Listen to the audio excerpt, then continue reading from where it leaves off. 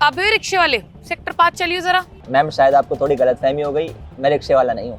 एक रैप्टे में ना तेरी सारी हवाबाजी निकाल के फेंक दूंगी, समझ गया? क्या है तू रिक्शे वाला नहीं है तो? करोड़पति की औलाद है क्या कोई? तो टीचर कहीं का कह रहा मैं रिक्शे वाला नहीं हूँ। जबान संभाल के बात करें आप अपनी। और जहाँ तक हाथ उठाने की बात रही तो हाथ मेरा भी उठ सकता है, और मेरा हाथ उठाना तो बता रहा हूँ सच में आपके गाल सह नहीं पाएंगे मेरे हाथ को। बकवास करी जा रही है, बस बोल दिया ना नहीं हूँ रिक्शे वाला, समझ में नहीं आती एक बार ये बात? पागल हो क्या? वो क्या है ना बेटा, मेरी बेटी को ना थोड़ा गुस्सा आ गया।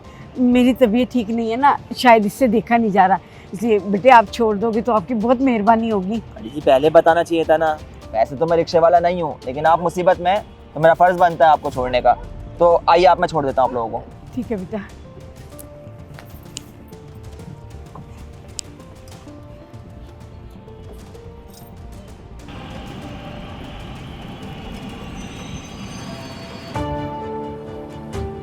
आप लोग उतर जाइए, सेक्टर 5 आ गया।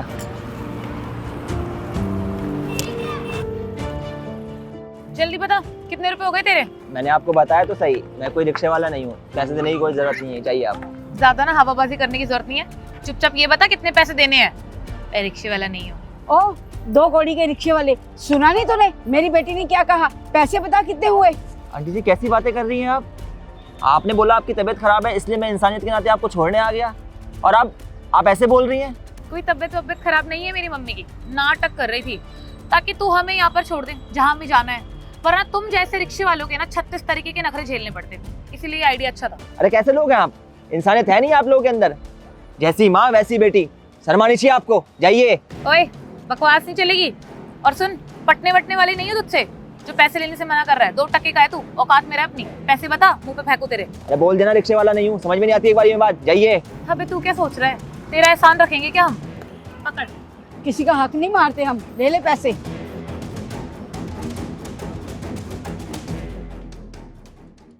सर मैं ये कह रहा था कि मेरी जान पहचान वाली एक आंटी हैं, उनकी बेटी की ना जॉब चली गई है और उन्हें अपने फ्लैट की EMI वगैरह भी देनी होती है।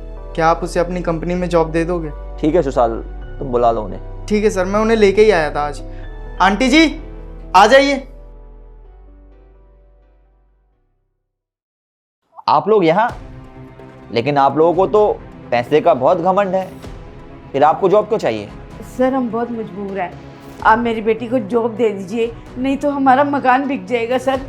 लेकिन सर वो आप तो रिक्शा चलाते थे ना? मैंने तो आप लोगों को उस दिन भी बताया था कि मैं कोई रिक्शे वाला नहीं हूँ, लेकिन आप लोगों ने मेरी बात पे विश्वास ही नहीं किया। उस दिन दरअसल बात ये थी। अरे भैया कहाँ रह गए थे आप?